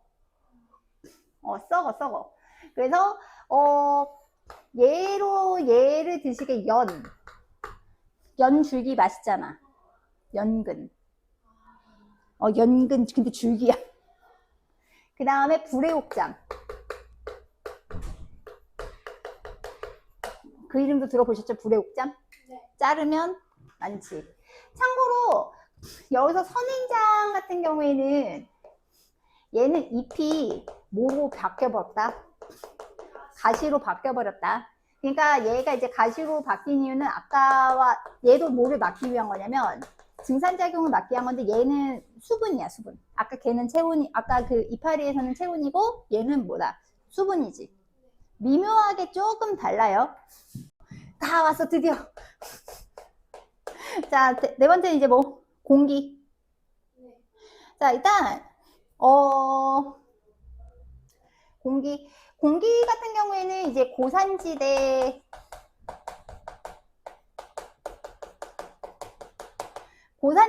사는 사람들은, 자, 여기 이제 고산지대의 핵심은 뭐가 희박하다? 산소가 이제 희박하기 때문에 첫 번째, 적혈구가 많고요. 그 다음에 두 번째는 폐의 표면적이 넓어. 폐의 표면적이 넓으면 기체 교환을 한 번에 많이 할 수 있고, 그 다음에 적혈구가 많으면 산소 운반이 빨리빨리 일어나겠지. 그 다음에 두 번째는 식물에 있어서 뭐랑 뭐? 식물의 광합성이랑 그 다음에 식물 생물 세균 분해자의 호흡. 뭐와 뭐? 이산화탄소와 산소지. 그래서 사람이 호흡해서 공기 중에 산소가 줄어든다라고 하면 반작용인 거고, 우리가 이제 산소를 이용해서 호흡을 한다라고 하면 작용인 거예요. 그래서 이제 강화성 호흡 같은 경우에는 산소, 이산화탄소. 그 다음에 식물이 혹시 그거 들어봤어? 피톤치드? 네. 식물 이제 피톤치드 같은 경우에는 얘가 살균 작용을 좀 하거든요. 그래서 왠지 수목원 이런 데 가면 뭐가 깨끗한 느낌. 공기가 깨끗한 이제 그런 느낌. 그런 것들이 이제 일어나지. 그 다음에 약간 이게 토양이라고 할 수도 있고 토양보다 공기 쪽에 이제 되긴 하는데 이 지금 토양에서도 지금 산소가 여기는 산소가 위쪽으로 갈수록 산소가 어떨 것이요? 많을 것이고 아래로 갈수록 산소가 적을 거잖아요. 그래서 산소가 많은 토양의 이제 위쪽에는 산소를 좋아하는 세균이 많은데 그 친구들 우리가 뭐라고 하냐면 호기성 세균이라고 한다. 자, 산소가 적으면 뭐가 많게? 혐기성 세균이 많아. 되게 극단적이지 않냐? 혐기성 세균. 호기성, 혐기성. 그러니까 여기 은근 내용이 많아. 야, 진짜 은근 많지? 이게 너무 디테일하게 하시는 게 아니에요라고 하는데 어쩔 수 없어. 계속 말하지만 하고 안 나오는 게 나아. 자, 그 다음에 마지막 이제 뭐 토양은 별 얘기할 건 없고, 토양과 흙의 사이는 그 토양은 식물이 자랄 수 있는 흙이에요. 그래서 이 토양이라고 하는 거는 이제 서식지라던가 양분이라던가 이런 것들을 이제 제공하기 때문에 실은 토양은 되게 중요하고, 그래서 지금 토양 얘기에서 제일 잘 나오는 거는 이제 지렁이나 아까 지렁이 두더지 얘기했던 거 기억하지? 이 친구들은 땅에 구멍을 내기 때문에 토양의 통기성을 높여주는데, 이게 왜 되게 중요하냐면 실은 식물 뿌리도 호흡을 하거든. 그래서 토양의 통기성이 좋아야 산소, 이산화탄소 교환되기 잘 돼서 식물이 잘 자라. 그래서 우리가 지렁이 조금 징그러워하지만 지렁이가 많은 흙은 되게 좋은 흙이라고 얘기하잖아요. 그런 이제 게 있고, 그 다음에 두 번째는 분해자. 일부러 분해자라고 쓸게요. 분해자는 꼭 기억하세요. 세균이나 버섯이나 어떤 애들, 곰팡이 같은 애들, 얘네들 같은 경우에는 뭐로 바꿔줘? 유기물을 무기물로 바꿔주는데 그러니까 속된 말로 썩게 해주는 거지. 그러면 사체를 분해서 썩게 해주면 그게 토양에 뭐로 간다? 양분이 이제 되는 거지. 그래서 이제 되게 이제 중요하고요. 그래서 그 식물의 낙엽 같은 경우에도 마찬가지로 거기 그래서 무기물 같은 거 이제 많아지다. 그렇게 이제 보실 수 있다. 개체군, 군집 이렇게 이제 들어가는데, 좋아. 그래서 이제 우리 이제 개체군에 관한 거 할 거예요. 그래서 이제 개체군은 한 종의 모임인데 이제 같은 지역에 모여 사는 한 종의 모임을 같은 종의 모임을 우리가 뭐라고 한다? 이제 개체군이라고 해서 개체군 특성을 할 거야. 그래서 개체군 뭐 밀도, 생장곡선, 생존곡선, 그 다음에 연령 피라미드, 주기적 변동 저쩌고 하는데 상호작용 이렇게 해서 이제 들어가고, 약간 이 파트는 군집 이런 거에서 약간 기본으로 좀 깔리는 느낌으로 가면 돼. 자, 그래서 이제 맨 처음, 자, 개체군. 그래서 맨 처음에 나오는 거는 개체군의 밀도. 인구 밀도 생각하면 돼요. 인구 밀도가, 인구 밀도는 사람 수를 말하는 건데, 조심할 건 이제 특정 면적에 모여 사는 이제 사람 수를 인구 밀도라고 하듯이 똑같아. 밀도는 그래서 개체 수야. 단, 일정 면적에 이제 일정 면적에 거주하는 사는 이제 개체수. 요거를 이제 개체군 밀도. 그래서 밀도에서 제일 중요한 건 개체수야, 개체수. 그래서 이제 개체군이 크다, 그럼 밀도가 크다. 개체군이 적다, 그럼 밀도가 작다. 이렇게 이제 표현하거든요. 그래서 이제 면적분의 개체수. 그래서 결국은 밀도가 커진다. 이 말은 이꼴 뭐가 커진다. 개체군 크기가 크다라고 하는 거고, 그러면 이제 밀도가 작다. 그러면 이제 개체군의 크기가 작은 건데, 그래서 이제 밀도가 커지려면, 개체군이 많아지려면 첫 번째, 뭐가 많아지면 되게? 출생이 많으면 돼. 그 다음에 두 번째는, 이게 우리 대한민국의 밀도가 늘려면 첫 번째 애를 많이 낳거나 아니면 외국에서 귀화를 많이 하던가. 그래서 다른 지역에 있는 개체들이 오는 거를 이익이라고 해요. 이민 온다고 생각하면 돼. 자, 그 다음에 밀도가 작아진다는 거는 아무래도 개체수가 줄어들어서 개체군 크게 작아지는 건데, 결국은 뭐가 되는 거냐면 사망이 되는 거지. 됐어? 그 다음에 이민을 가는 경우가 있는데 걔를 뭐라고 하느냐? 이출이라고 하고, 당연히 이 미출보다 뭐가 더 영향을 많이 받을 것인가? 출생과 사망이겠지. 얘네 둘이 영향을 되게 많이 받아. 그래서 약간 얘는 표현을 조금 잘 봐야 되는 게, 만약에 이제 출생률,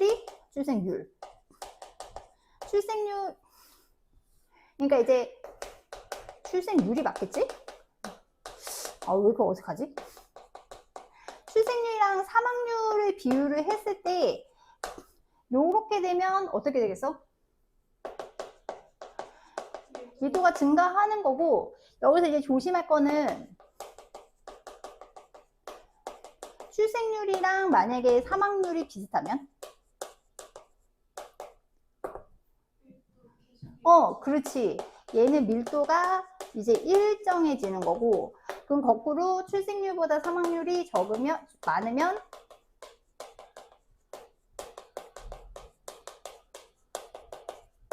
얘는 이제 밀도가 어떻게 되냐면 줄어드는 거예요. 그래서 어쨌든 밀도라고 하는 거는 개체수 많냐, 그러니까 많냐 적냐, 요거를 이제 나누는 거야. 그래서 이게 실제로 인구나 개체수는 증가하는 경향이 있기 때문에 이 개체수가 얼마나 많아지고 있어 라고 하는 게 개체군의 생장 곡선이야. 이제 그래서 개체군의 두 번째 생장 곡선. 그래서 여기서 생장이라고 하는 거는 한마디로 개체군의 크기가 얼마나 커지냐. 그러니까 한마디로 개체 수가 얼마나 많아지느냐를 따지는 게 개체군의 생장 곡선이거든요. 자, 그래서 보통은 얘네들이 뭔가 줄어들 이유만 없다면 점점점 개체군 크기는 어떻게 될 거게? 커질 거거든? 그래서 얘를 이제 가로축을 시간으로 두고 얘를 보통 개체수를 하면 뭐 먹이라던가 이렇게 부족하지 않는 이상 한 마리가 두 마리 되면 두 마리가 네 마리 되고 네 마리가 이렇게 되고 할 거니까 보통은 개체수가 이렇게 늘어나. 그래서 우리가 요거를 무슨 곡선이라고 하냐면 이론적 생장 곡선이라고 해. 그래서 이론적 생장 곡선은 무슨 자형이다? J자형이에요. 됐어? 그래서 이론적 생장 곡선은 이제 J자형이야. 근데 문제는 아까 이건 방해를 받지 않는 경우에 하나인 건데, 문제는 환경 저항이라고 하는 걸 받아. 그러니까 이 친구는 이제 개체수 증가를 방해하는 원인이 되는 거 이제 환경 저항이라고 하는데, 두 가지가 제일 커. 첫 번째는 먹이요. 첫 번째는 먹이 부족. 먹이 부족. 그 다음에 두 번째는 이게 보세요. 같은 면적에 있는 개체수야. 그러면 한 마리당 면적이 점점 어떻게 되겠어? 줄어들지. 그래서 서식지 부족. 얘가 가장 커. 됐어? 그래서 먹이와 이제 서식지 부족, 요런 개체를 방해하고, 그 다음에 이제 세 번째는, 문제는 이렇게 되면 그 배우자를 얻는데 조금 방해를 받게 돼. 왜냐면 당연히 이 동물들도 좋은 배우자를 얻고 싶어 할 거란 말이에요. 그 다음에 그래서 배우자나 이런 거 경쟁이 이제 심해지고, 예를 들면 질병이라던가, 그 다음에 뭐라던가, 노폐물이 축적된다던가 하면서 실제로 개체수는 이렇게 증가하지는 않더라. 그래서 실제로는 얘가 증가하다가 어떻게 되는 경향이 있다? 일정해지는 경우가 있어. 일정해지는 경향을 보여. 요거를 무슨 생장 곡선이라고 하게? 실제 생장 곡선이라고 하고, 얘는 무슨 자형이다? S자형인 거예요. 그래서 지금 여기서 일정해지기 전까지, 그러니까 이때까지만 해도 뭐가 뭐보다 많았어? 출생하는 것보다 사망하는 게 더 적었어. 근데 이때가 되면 뭐와 뭐가 비슷해지게? 출생과 사망이 이제 비슷해지는 이런 시점이 오고, 그러면 이 이론적 생장 곡선과 실제 생장 곡선 사이에 간극이 왜 생기느냐? 뭘 봤기 때문이다? 저항을 받기 때문이다 라고 보시면 돼요. 참고로 환경저항은 그러면 개체수가 적을 때는 안 받을까? 그냥 항상 받고 있는 상황일까? 항상 받고 있어요. 대신에 이때랑 비교하면 이때가 환경저항이 더 큰 거야. 그러면 지금 여기서 이 어느 한계에 도달하면 더 이상 증가하지도 않고 줄어들지도 않는 이런 상황. 이게 이 개체군이 가장 클 수 있는 최대치가 되거든. 요거를 뭐라고 하냐면 환경 수용력이라 돼.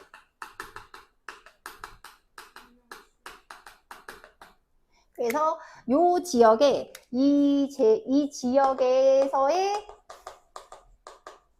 개체군이 최대로 클 수 있는 그 크기, 환경 수용력이야. 요 이상으로 개체수는 많아지지는 않는다. 됐어? 그래서 실제로는 무슨 자형이다?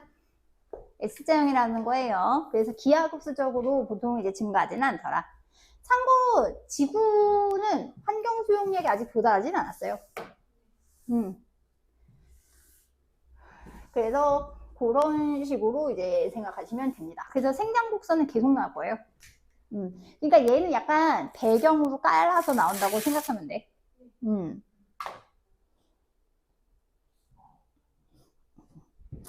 자, 그 다음에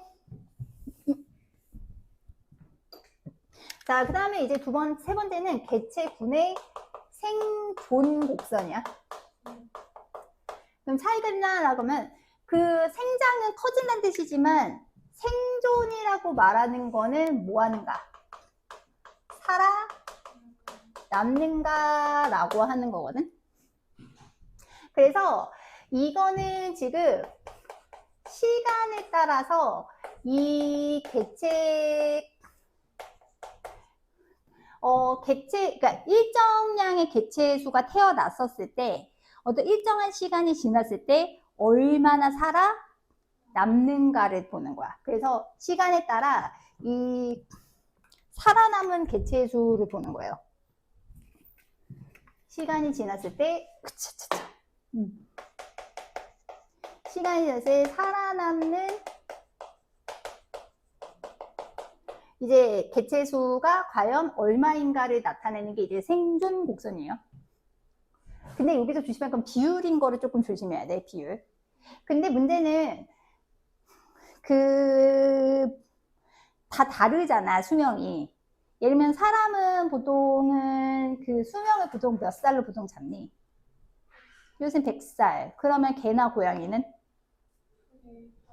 한 뭐 15살, 20살 그런 식으로. 뭐 예를 들면 뭐 벌레 뭐 하루살이다 보면 뭐 한 이틀, 3일 이렇게 잡잖아. 그래서 이 살아있는 개체수인데 이게 시간이라는 게 이제 다르기 때문에 얘네들이 약간 비율을 잡아. 그래서 이제 상대 연령이라고 하는 걸 도입하는 거야. 그러니까 이를테면 이런 거지. 뭐 개의 20살이면 사람으로 치면 한 80살 정도야. 그런 식으로 이제 잡는 거거든. 그래서 얘는 이제 1형 있고 2형 있고 3형이 있어요. 그리고 처음에 태어난 개체의 수를 다 어떻게 잡게? 다 일단 똑같이 잡아야 돼. 그래서 세로축이 이제 개체수고 가로축은 그래서 상대 수명. 그래서 이 친구는 이제 세 가지가 있는데 첫 번째는 처음에는 조금 많이 안 죽지만 이제 이 친구가 이제 그 최대 수명에 도달할 때 사망률이 엄청 커지는 친구들이 있어. 요런 친구들. 자, 요걸 무슨 형이라고 한다? 요거를 1형이라 그래. 자, 1형. 그러니까 얘네들은 무슨 사망률이 적다? 초기 사망률이 적어. 이건 무슨 뜻이냐면 아기 때 덜 죽는 거야. 그래서 이 친구가 상대 수명에 도달할 때 그 사망률이 확 어떻게 되는 거? 높아지는 게 이제 1형이야. 자, 그래서 1형에 해당하는 게 딱 우리지. 뭐 사람. 그래서 보통 1형에 해당하는 거는 이제 보통은 대형 포유류. 뭐 예를 들면 뭐 사람이라던가 사자라던가 개라던가 뭐라던가 고양이라던가. 그래서 이 친구들 같은 경우에는 그래서 어떤 특징이 있냐면 뭐의 수가 적다? 자손의 수가 적어요. 됐어? 자손의 수가 되게 적어요. 그래서 그 오늘 뉴스 듣다가 중동 지방이 자손의 수가 많대잖아요. 어차피 죽으니까. 그렇다고 하더라고. 근데 한국 사람들은 자손에서 많이 안 낳잖아요. 그러니까 이제 낳아서 키우는 것도 힘든 부분도 있지만 이제 낳으면 잘 안 죽거든. 이해 갔어요? 자, 그 다음에 두 번째는 요렇게.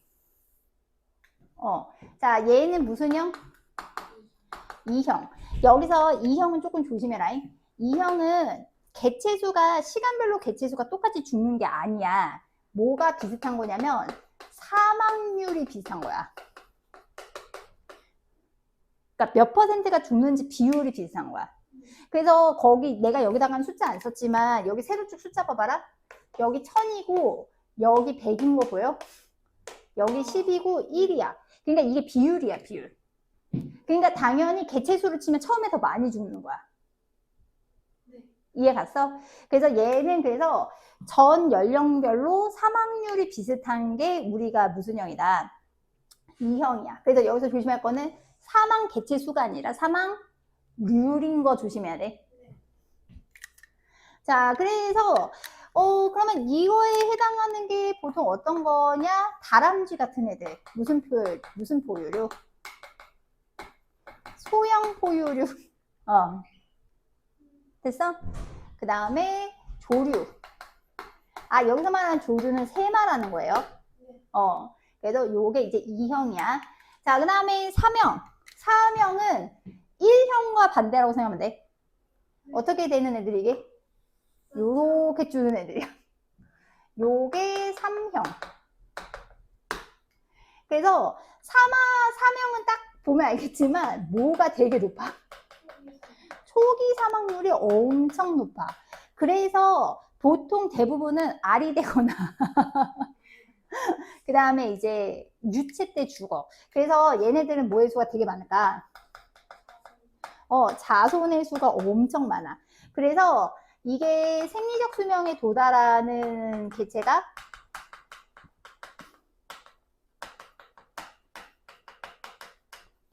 엄청 적어요.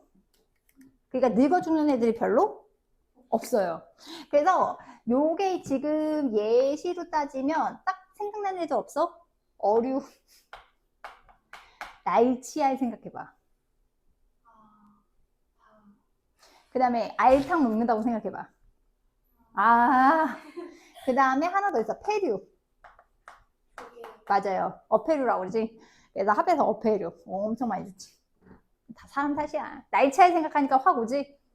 우리가 달걀을 수십 개 수백 개를 먹진 않잖아. 근데 생각 날치알, 성게알, 또 그 뭐냐 그 주황색 그거 뭐나 기억이 안 나네. 연어알 해가지고 엄청 먹지. 그래서 이게 일정 수의 개체를 낳았었을 때 얼마나 살아남는 자손이 있냐라고 하는 걸 뭐라고 하냐면 생존 곡선. 그래서 이거를 그래프가 다르게 표현할 수도 있는데 대신에 여기는 가로축이 상대 수명인 건 맞는데 이제 세로축이 사망률이야. 그래서 가장 쉽게 그릴 수 있는 건 2형이지. 2형은 어떻게 그리겠어? 이렇게. 그러면 1형은? 그렇지, 그렇지. 요렇게 가야지. 잠시다. 이거 흰색으로 그려야 되는데. 색깔이 예민해. 그렇지. 1형은 요렇게 되겠지. 초기 사망률이 낮은데 상대적 수명이 그럼 3형 같은 경우에는 요렇게 되겠지. 그래서 그게 조금 차이가 있어요. 자, 그 다음에 자, 이제 세 번째는 연령 피라미드인데, 얘는 켜서 할게. 연령 피라미드라고 하는 거는 각 나이별 개체수를 피라미드 형태로 쌓은 거를 연령 피라미드라고 해요. 간단하지? 다시, 각 연령별 개체수를 뭐의 형태로 쌓아놓은 것? 피라미드 형태로 쌓아놓은 거를 연령 피라미드라고 해. 얘는 솔직하게 말씀드리면은 시험에 나온 걸 거의 본 적이 없다. 근데 팁을 조금 얘기를 하면 생식전 연령층이랑 생식 연령층이 중요해. 이랑 생식전 연령층. 그러니까 이제 본인은 아직은 생식전 연령층인 거고, 이제 본인이 대학교 가고 한 20대에서 40대 사이면 생식 연령층이 되는 거고, 이제 나이가 들면 생식 후 연령층이 되는 건데, 개체군의 크기가 늘어날 걸로 예상. 그러면 개체군이 커지려면, 개체수가 많으려면 뭐가 많아야 돼? 애들이랑 결혼할 남녀가 많으면 되지. 근데 애들이 적고 노인이 많으면 줄어들겠지. 근데 그게 그 생식전이나 생식연령층이 비슷하면, 그렇지. 그래서 개체군이 크기가 커질 걸로 예상이 되는 게 발전형인 거예요. 그래서 지금 이게 무슨 형? 발전형. 그러니까 발전형은 개체군이 커질 걸로 예상되는 건데, 지금 보면 생식적 연령층 많은 거 보이지? 그래서 생식 연령층이랑 생식 연령층 밑에 요게 이제 많으면 인구가 많아진다. 개체군이 많은 걸로 예상할 수 있는 발전형. 그 다음에 이제 두 번째는 일정할 걸로 예상되는 게 안정형인 거거든. 그러면 지금 보면은 여기 생식 연령층이랑 생식적 연령층이 어때? 비슷하지. 이렇게 되면은 개체가 많아지지도 적어지지도 않을 걸로 예상을 할 수 있는데, 요거 안정형. 그럼 줄어들 걸로 생각되는 거는 무슨 형? 쇠퇴형이거든. 그럼 지금 보면은 생식전 연령층 적은 거 보여? 그리고 지금 생식 후 연령층이 엄청 많지, 적지. 그러니까 이 개체군의 크기가 커지냐, 커지지 않을, 줄어들 거냐, 비쌀 거냐에서 제일 중요한 거는 무슨 연령층이 엄청 중요하다? 생식 전 연령층이 엄청 중요해. 그래서 우리나라가 인구가 줄 거라고 예상되는 이유는 아기가 적어서요. 그런 상황인 거지. 미국 같은 경우에는 아직도 출산율이 4명이 넘대잖아. 그러니까 인구가 일정하려면 출산율이 몇 명은 돼야 돼? 2명은 돼야지. 왜냐면 둘이서 애를 낳기 때문에 출산율이 둘은 돼야 일정해질 걸로 예상할 수 있어.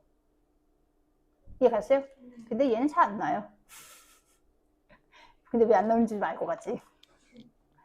자, 그 다음에 이제 개체군의 주기적 변동. 자, 이제 여기서는 이제 개체군의 주기적 변동인데 왜 피식포식이 없지? 우차, 우차, 우차. 자, 그 다음에 이제 개체군의 주기적 변동인데,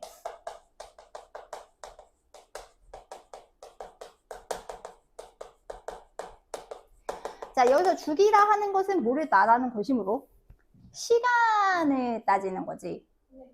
그래서 근데 주기라고 하는 거는 반복되는 거기 때문에 이 개체군의 개체 수가 어떤 일정 시간에 따라서 많아졌다 적어졌다가 하는 그런 경향을 보는 게 주기적 변동이야.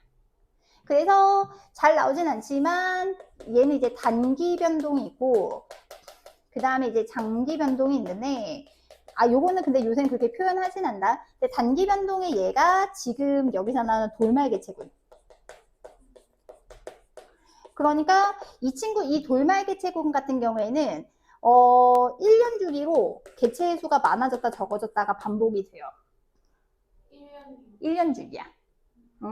그 다음에 이제 장기 변동의 예로 나오는 게, 얘는 예로 안 써줍니다. 얘는 뭐와 뭐냐면 피식과 포식. 그래서 거기 그 예로 나오는 게 눈신도끼랑 스라소니가 나오거든. 스라소니가 나오는데 얘네는 주기가 한 11년 주기 정도 돼. 왜 장기인지 알겠지? 참고로 피식은 뭐 하는 거? 이 친구는 먹히는 것. 그 다음에 피포식은 먹는. 그래서 포식자는 피식자의 천적입니다. 자, 그래서 이제 개체구. 그래서 이제 맨 처음 요 표는 돌말 개체구냐. 참고로 돌말은 플랑크톤의 일종이다.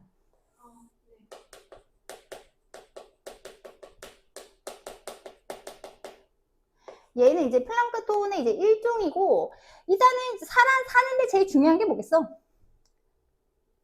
먹는 거지. 먹는 거지.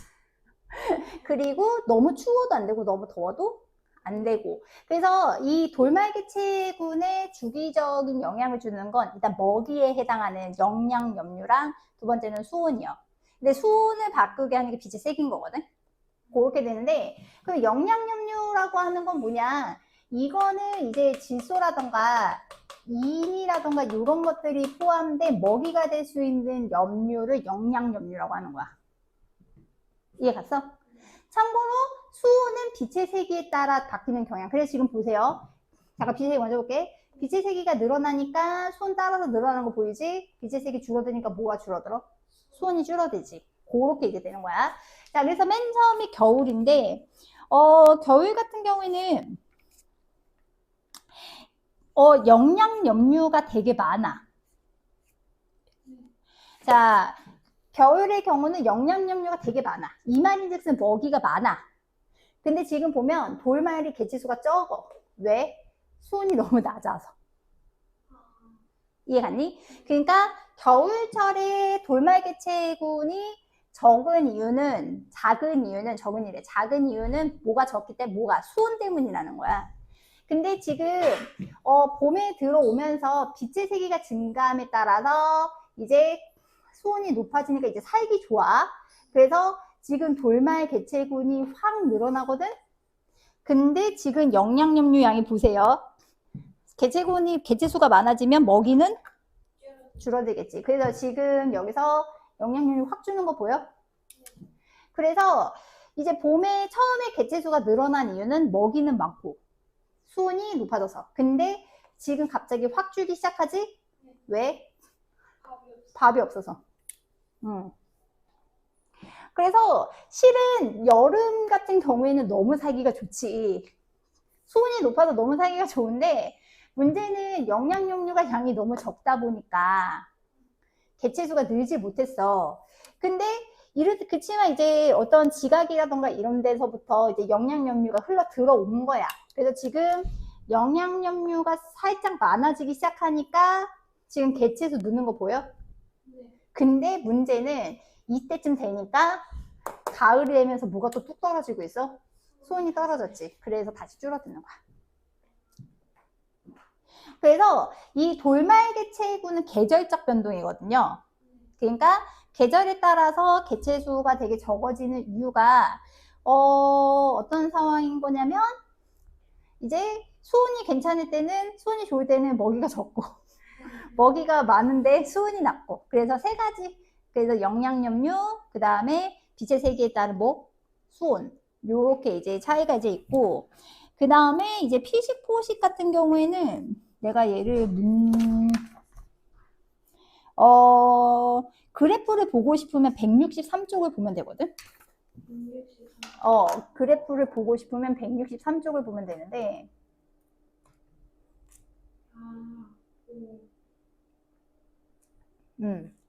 하지.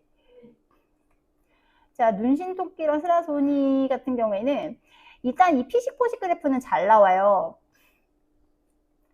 피식 포식 그래프는 잘 나오는데 요거 이제 피식 포식 그래프는 되게 잘 나오는데 이거는 나중에 뒤에서 하겠지만 피식자가 중요해. 일단 피식자가 포식자보다 개 많아야 돼. 그래서 지금 단위수 봐봐. 단위수가 달라.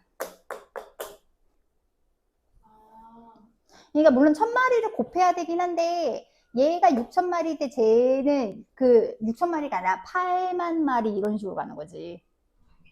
그래서 일단 피식자가 진짜 많아야 되고 그래서 약간 평행이동 같은 느낌인데 피식자 그래프를 오른쪽으로 평행이동하면 포식자가 되는 거야.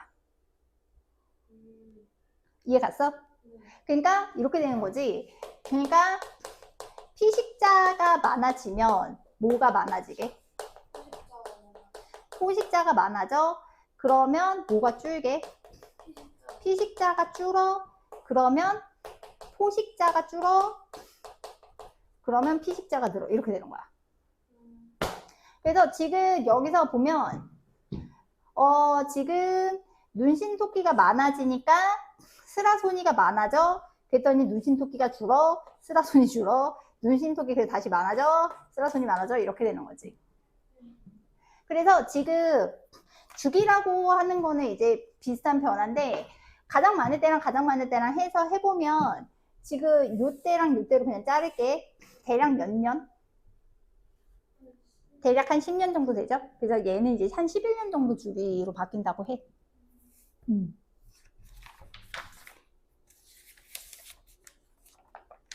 그래서 눈신토끼와 스라소니. 그래서 얘네들은 이제 그렇다. 그래서 얘네가 규칙적으로 개체수가 바뀌는 걸 무슨 변동이라고 한다?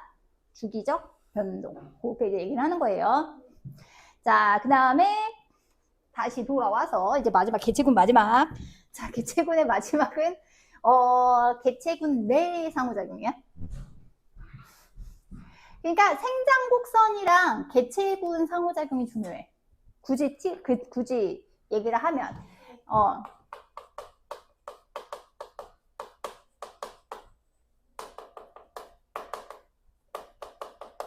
그래서 개체군 내 상호작용이다 라고 하면 종과 종 사이가 아니라 같은 종 내에서 상호작용하는 건데 이다 하는 이유는 문제는 우리가 경쟁을 그러니까 경쟁을 줄이기 위해서야.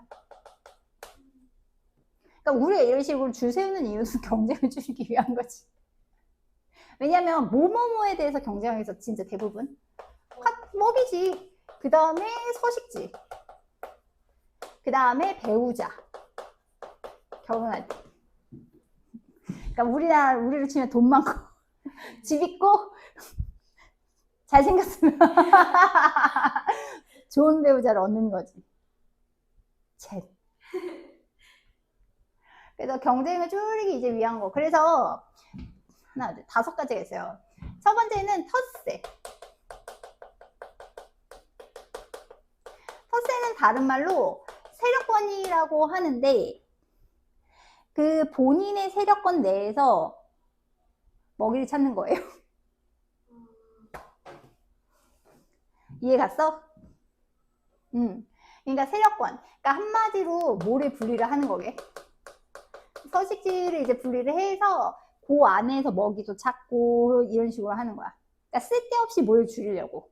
경쟁을 줄이려는 거지. 그래서 텃세에서 반드시 외워야 되는 애가 있어. 은어. 꼭 외워야 돼. 은어는 꼭 외우셔야 돼요. 은어는 뒤에 또 나와. 그러니까 뭐 거기 은어, 백무, 물개, 까치, 표범, 얼룩말, 버들봉은 아닌데 누구를 꼭 외워라? 은어는 꼭 외워야 돼. 얘가 은어가 기억나기로는 그 돌 하나를 기준으로 해가지고 그 안에서만 맴돌면서 먹이를 찾아. 잠깐만 그림이 있나?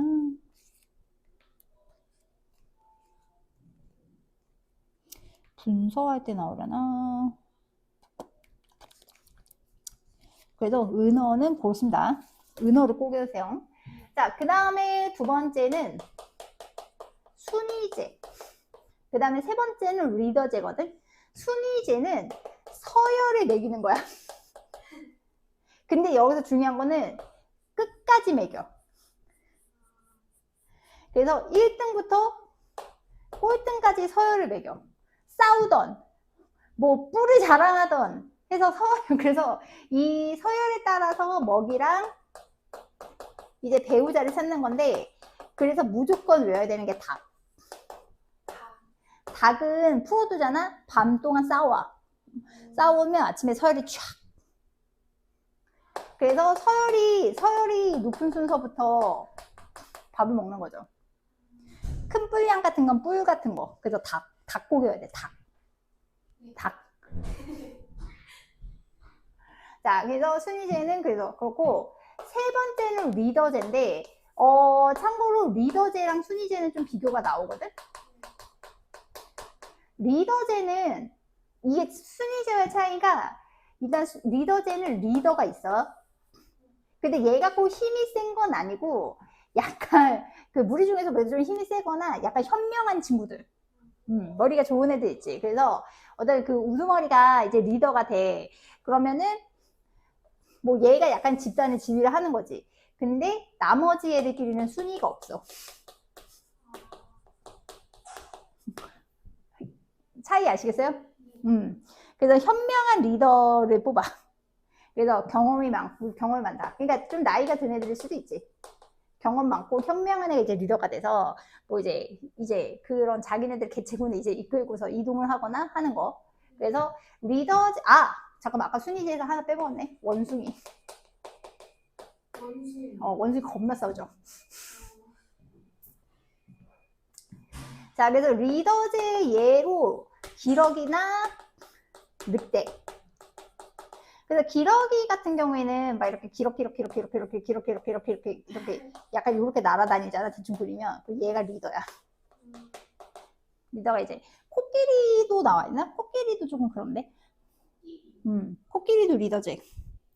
거기도 집단에 리더가 있어. 물론 걔네는 가족 생활도 하긴 하는데 늑대 같은 경우도 리더 늑대가 집단을 통솔하죠.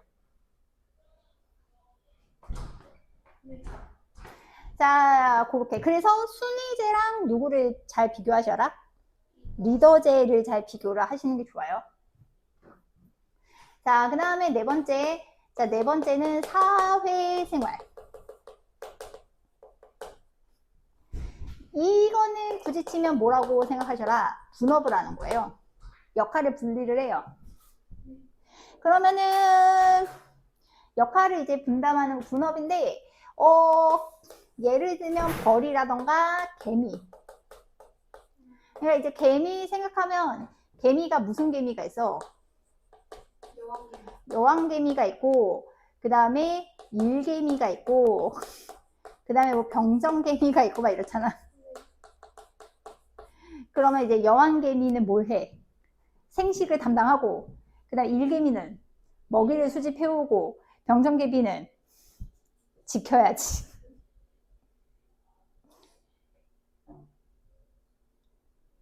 귀엽지 않냐? 그래서 벌도 마찬가지지? 벌도 여왕벌이 있고 그래서 벌의 생식은 진짜 신기하더라고. 똑같은 이제 벌 알들 있을 거 아니야. 여왕벌이 될 애한테만 로얄 젤리를 먹여. 그럼 걔만 다 먹어요? 그 다음에 거기 벌도 숯벌들 같은 경우에는 이제 계속 그 사람을 좀 정자만 공급하고 아니 막 그런다고 하더라고. 자, 그 다음에 마지막은 가족생활. 가족생활은 뭐로 엮여진 애들? 혈연 관계로 맺어진 아이들. 그래서 대표적인 게 사자랑 이제 코끼리 나와 있는데 사자는 그러니까 이제 숫사자 한 마리, 암사자 여러 마리. 그러니까 이제 숫사자는 핏줄을 지키고 암사자들이 이제 먹이 사냥해 오고 숫사자들은 사냥을 하지 않지요. 대박이지 않냐? 약간 놀고 먹는 느낌. 숫사자들은 그 라이온킹 같은 거 보면 안 봤어요. 안 봤어?